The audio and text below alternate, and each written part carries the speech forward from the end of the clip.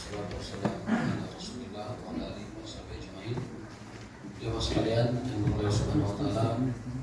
Alhamdulillah malam ini kita masuk ke malam 23 dan malam ganjil. Mudah-mudahan Allah tetap kuatkan ibadah kita, berikan kita taufik dan juga hidayah serta semangat kita memaksakan diri untuk mengisi malam ini dengan ketaatan kepada Allah Subhanahu wa taala. Malam ini tema kita adalah tentang prinsip beragama. Saya nukilkan dari kitab Hilyatul Auliya jilid 1 halaman yang ke-10. Seorang ulama yang alim, takwa dan zuhud serta pemuka umat Islam yang bernama Sahal At-Tasturi yang hidup di abad kedua mengatakan, usuluna sittatu asya. Prinsip kita beragama itu ada 6.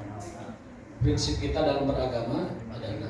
Maksudnya prinsip kita menjalankan agama Islam itu ada 6. Yang pertama adalah at-tamassuk bi kitabillah wal iqtida' bi Rasulillah. Yang pertama, kita senantiasa dalam beragama itu tamassuk, komitmen, kemudian berpegang teguh kepada Al-Qur'an Karim. Jadi kalau ada orang berislam, ada orang beragama, menjalankan agama tetapi tidak memperdomani Quran, maka sudah dipastikan dia keluar dari prinsip yang pertama. Wal iqtida bi sunnati Rasulillah, dan juga berpedoman kepada sunnah-sunnah Rasulullah SAW.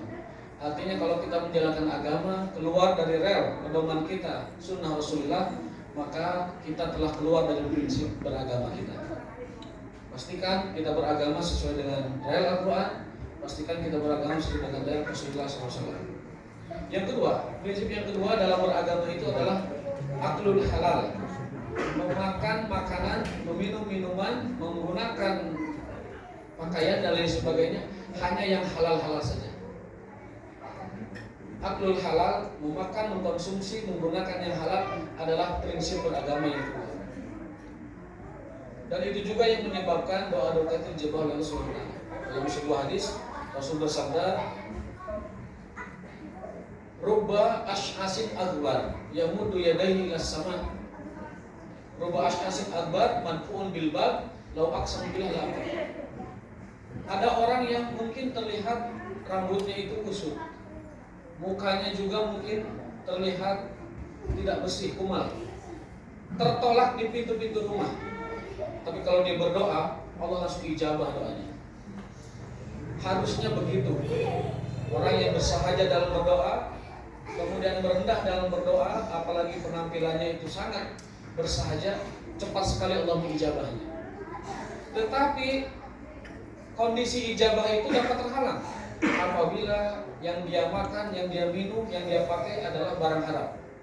Dalam sebuah hadis arba'in Rasul bersabda, Rubba ash'asin akbar yamudu yadahi ilas sama ya Rabbi ya Rabbi, wa mat'amu haram, wa masrubu haram, wa ghudhiya bil haram, fa anna yustajab. Ada orang yang sebenarnya dia itu layak dan patut sekali diijabah. Syarat ijabahnya itu sudah 100%, tapi terhalang doanya. Karena apa?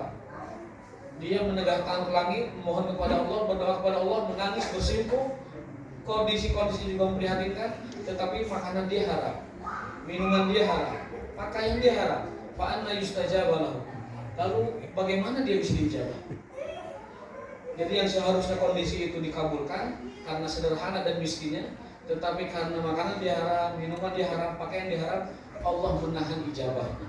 Dia tidak mungkin ijabah doa-doanya. Itu prinsip yang kedua. Yang ketiga, prinsip beragama kita adalah kaful adza, menahan diri dari menzalimi orang lain. Dalam sebuah hadis, al-muslimu man salim al-muslimuna min lisanihim wa yadihim. Orang muslim itu adalah orang yang manakala orang lain merasa nyaman dari gangguan tangan dan lidahnya. Kalau kita ingin dipandang sebagai muslim yang baik, maka orang lain dekat dengan kita, dia selamat dari jangkauan tangan zalim kita ataupun dari lidah yang zalim kita. Maka Rasulullah SAW sudah mengingatkan kita, orang Islam yang baik adalah orang yang tangan dan mulutnya itu tidak menyakiti orang lain, atau orang lain merasa nyaman dari kejahatan tangan dan mulutnya. Itu prinsip beragama yang ketiga. Berikutnya adalah prinsip yang keempat, ijtinabul atham, selalu berusaha menjauhi dosa. Dan yang kelima adalah at-taubah, senantiasa di setiap saatnya taubat. Taubat yang kita maksud secara sederhana adalah beristighfar. Terus setiap waktunya beristighfar. Rasulullah SAW yang dosanya sudah diampuni yang lalu dan yang akan datang, yang dijamin masuk surga, yang merupakan kekasih terdekat Allah Subhanahu wa taala. Meski begitu, beliau beristighfar sehari semalam 100 kali. Dalam riwayat lain 70 kali. Bahkan kalau beliau duduk di satu majelis, sampai beliau berdiri, ada sahabat menghitung istighfarnya sampai 100 kali. Apalagi kita yang penuh dengan dosa, penuh dengan kotoran, penuh dengan noda, maka sudah sepantasnya istighfar kita lebih banyak dari istighfarnya Rasulullah SAW. Dalam sebuah hadis kursi, Rasul meriwayatkan dari Tuhannya Allah Subhanahu Wa Taala bahwa iblis pernah bersumpah di hadapan Allah, wahai Tuhan kami, demi Allah, demi kekuasaanmu, demi kebesaranmu, aku bersumpah akan terus menggelincirkan hamba-hambamu sampai mereka menjadi temanku di neraka. Itu iblis sudah bersumpah di hadapan Allah akan menggoda kita sampai kita tersesat, tergelincir. Itu sumpah mereka. Dan Allah pun menjawab sumpah itu. Demi kekuasaanku, demi keagunganku, aku pasti akan mengampuni setiap hambaku madama istighfar, selama dia istighfar kepadaku. Jadi iblis bersumpah akan menyesatkan kita, dan Allah bersumpah akan mengampuni kita selama kita mau istighfar. Terlihat kumaha eta iblis. Pusing dia. Bersumpah ingin menyesatkan, tapi Allah bersumpah akan mengampuni. Maka dari itu, prinsip beragama yang kelima kita sebagai muslim adalah senantiasa bertaubat. Istighfar, astagfirullah, astagfirullah. Wal akhir, prinsip kita beragama adalah adaul huquq, menunaikan hak-hak manusia, manakala hak itu ada pada kita. Kalau hak Allah itu sudah kita tunaikan, sholat itu hak Allah, puasa itu hak Allah, zakat itu hak Allah, kemudian yang lain-lain dalam urusan agama hak Allah. Kalau tidak ditunaikan, ada kodoknya, ada penggantinya. Tetapi kalau hak manusia itu tidak akan pernah bisa terlaksana sebelum kita kembalikan haknya.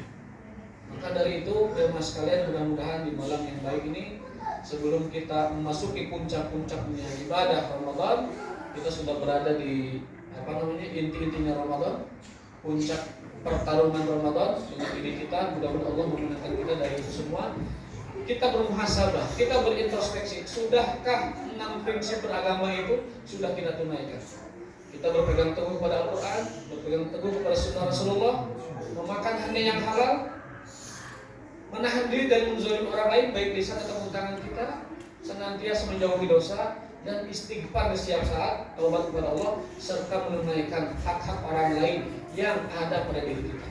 Mudah-mudahan Allah berikan taufik kepada kita dan menjadikan kita orang-orang yang istiqomah jalannya. Rabbana atina fid dunya hasanah wa fil akhirati hasanah wa qina adzabannar. Wassalamualaikum warahmatullahi wabarakatuh.